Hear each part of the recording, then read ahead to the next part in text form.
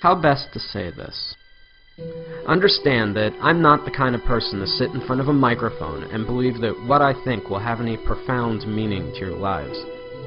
But you see, although what I have to say may upset a few of you, a few months ago I had one of those life-changing moments that forced me to realize that I've made a lot of stupid mistakes in my life. And you know what they say, make films about what you know.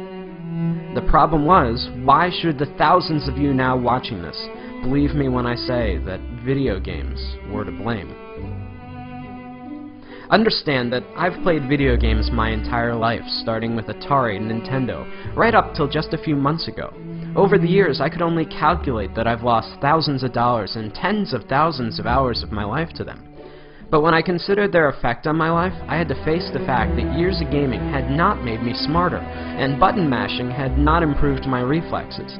I was not a kung fu master, I couldn't properly swing a sword, and in a zombie apocalypse, I probably wouldn't last 5 minutes.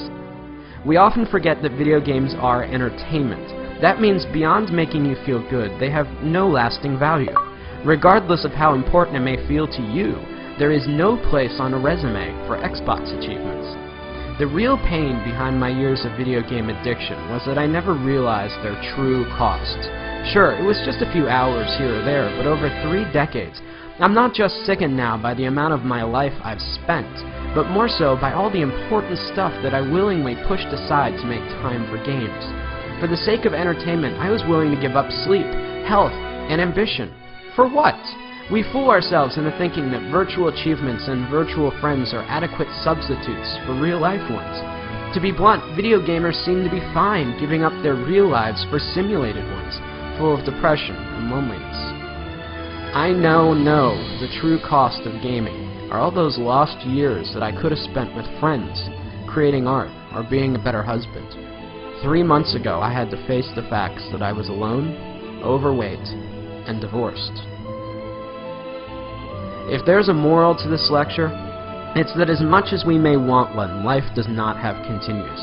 For much of my life, I was eager to trade away countless opportunities, friendships, and love for experiences that don't really exist.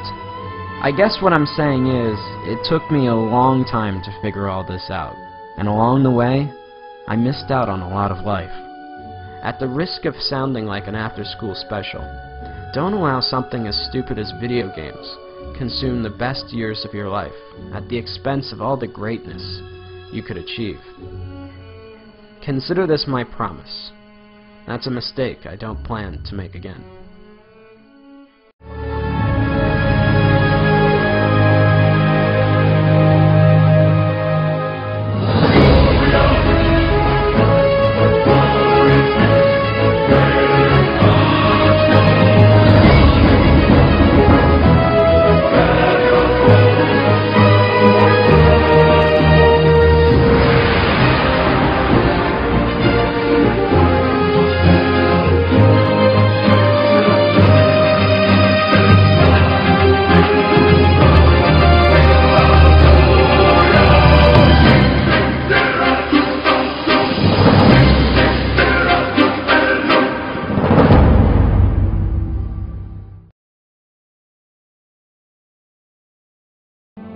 Now, I know a lot of you are going to be angry or confused over the things that I'm saying.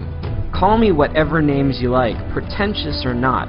Understand that while I don't hate video games or the people that make them, I'm still worried about their overwhelming negative effects that they've had on my generation.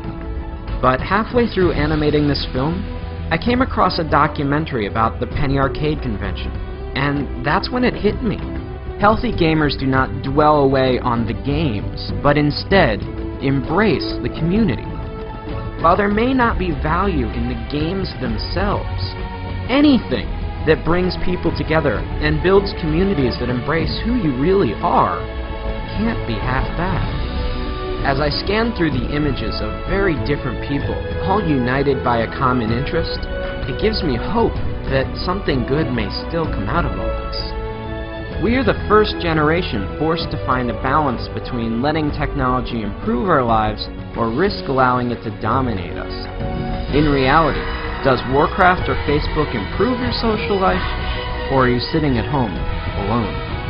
Either way, the only thing I know is that I'll never find out sitting alone in front of my TV, and neither will you.